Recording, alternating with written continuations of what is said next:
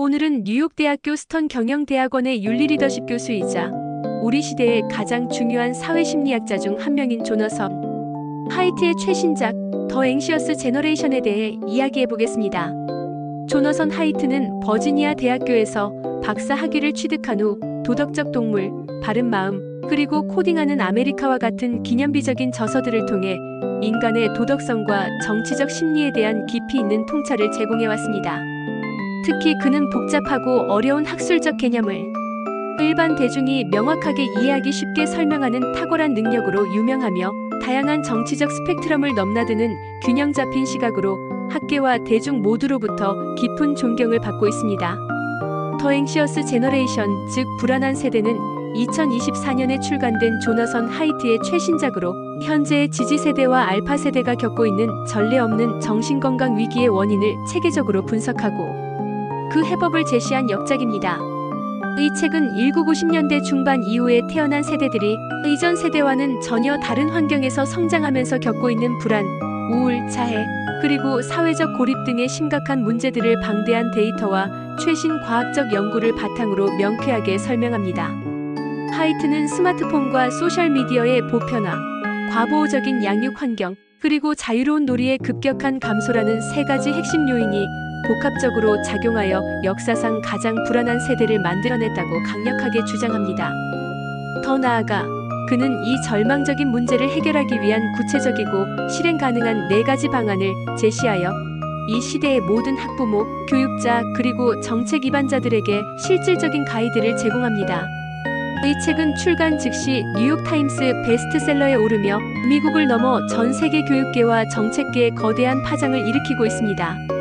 조너선 하이트는 먼저 현재 청소년들이 직면한 정신건강 위기의 규모와 심각성을 누구도 반박할 수 없는 구체적인 데이터로 제시하며 논의를 시작합니다.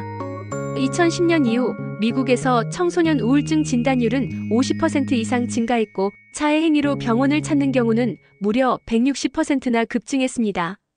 특히 10대 여성의 경우 이러한 비극적인 현상이 더욱 두드러지게 나타납니다.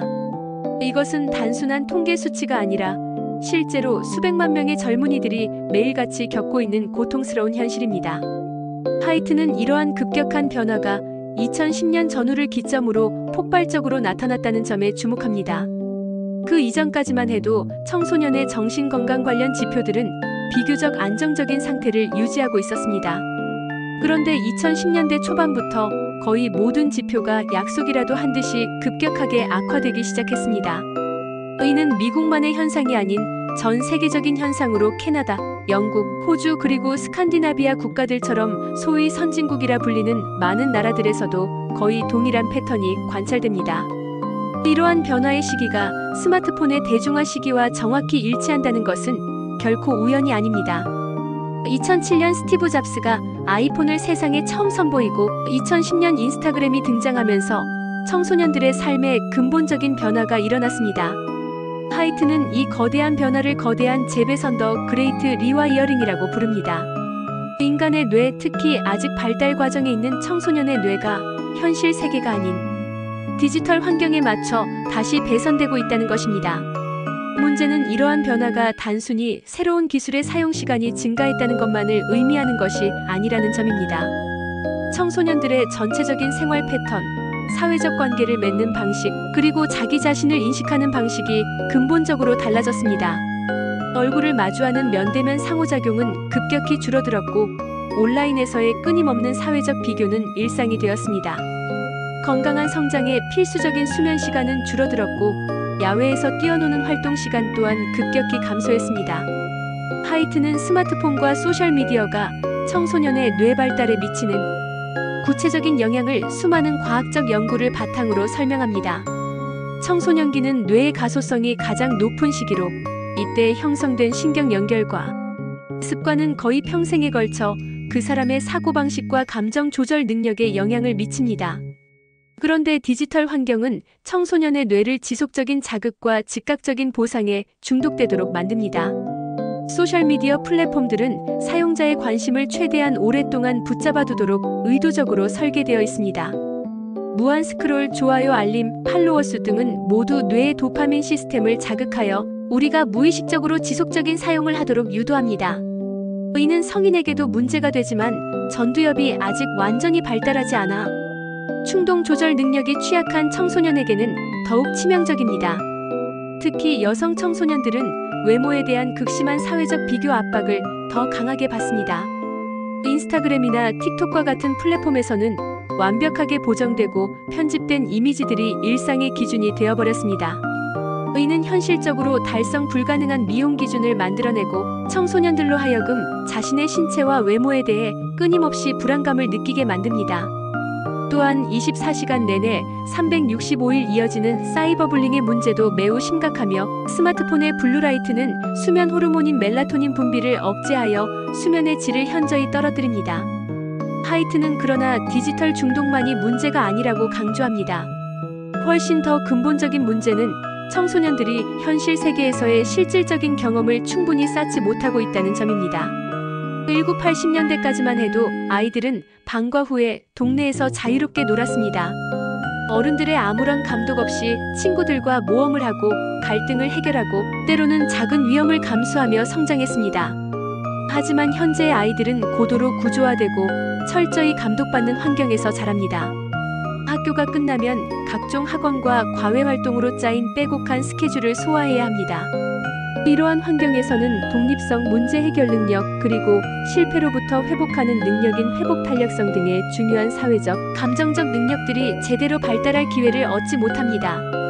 위험에 대한 부모들의 과도한 회피, 즉 과보호 역시 심각한 문제입니다. 물론 자녀의 안전을 걱정하는 것은 부모의 당연한 책무입니다.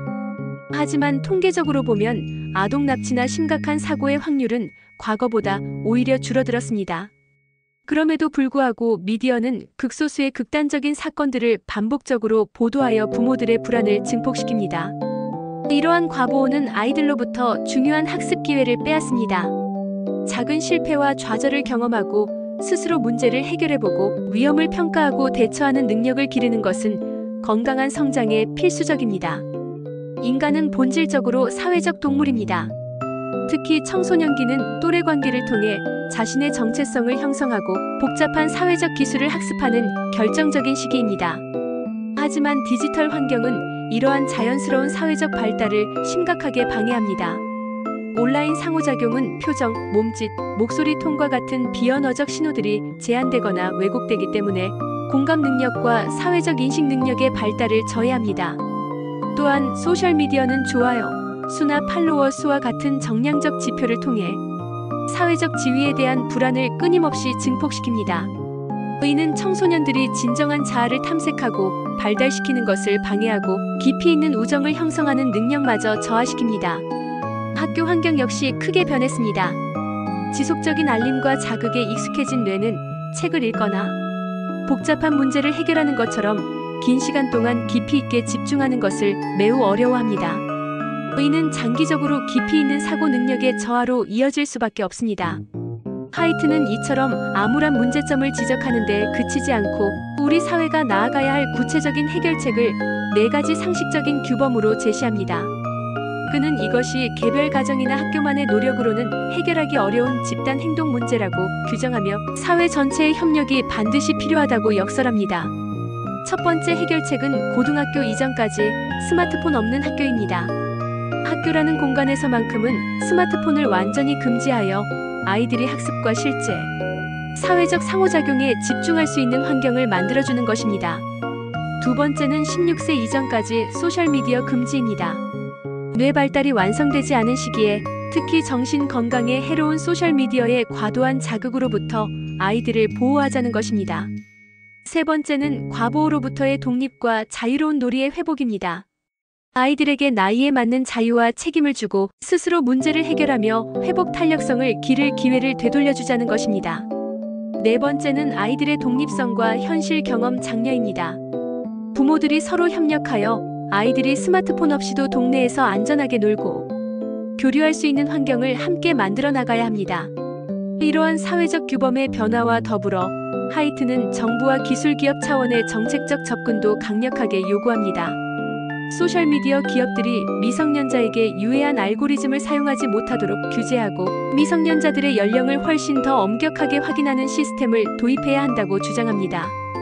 그는 단순히 과거로 돌아가자는 것이 아니라고 강조합니다. 기술 자체가 나쁜 것이 아니라 현재의 사용 방식이 잘못되었다는 것입니다. 그는 기술이 인간을 위해 봉사하는 미래를 그립니다. 현재는 인간이 기술의 노예처럼 살고 있지만 앞으로는 기술이 인간의 건강한 발달과 웰빙을 돕는 방향으로 새롭게 설계되어야 한다는 것입니다. 하이트는 희망적인 전망으로 책을 마무리합니다. 문제의 원인을 정확히 파악했으니 해결책도 찾을 수 있다는 것입니다. 이미 일부 지역 사회와 학교에서는 긍정적인 변화의 움직임이 나타나고 있습니다. 가장 중요한 것은 우리 사회 구성원 모두가 이 문제의 심각성을 제대로 인식하고 더 이상 미루지 말고 함께 노력하는 것입니다. 더 앵시어스 제너레이션은 단순한 문제 제기를 넘어서 우리 모두에게 구체적인 행동 지침을 제공합니다. 부모들에게는 용기를 내어 다른 부모들과 협력하라고 조언하며 교육자들에게는 학생들의 진정한 발달을 위해 어려운 결정을 내릴 용기를 가지라고 당부합니다. 무엇보다 중요한 것은 절망하지 말고 지금 바로 행동하는 것입니다. 현재의 위기는 매우 심각하지만 결코 극복 불가능한 것은 아닙니다. 올바른 이해와 적절한 행동이 결합된다면 다음 세대에게 더 건강하고 행복한 세상을 물려줄 수 있다는 것이 바로 조너선 하이트가 전하는 핵심 메시지입니다.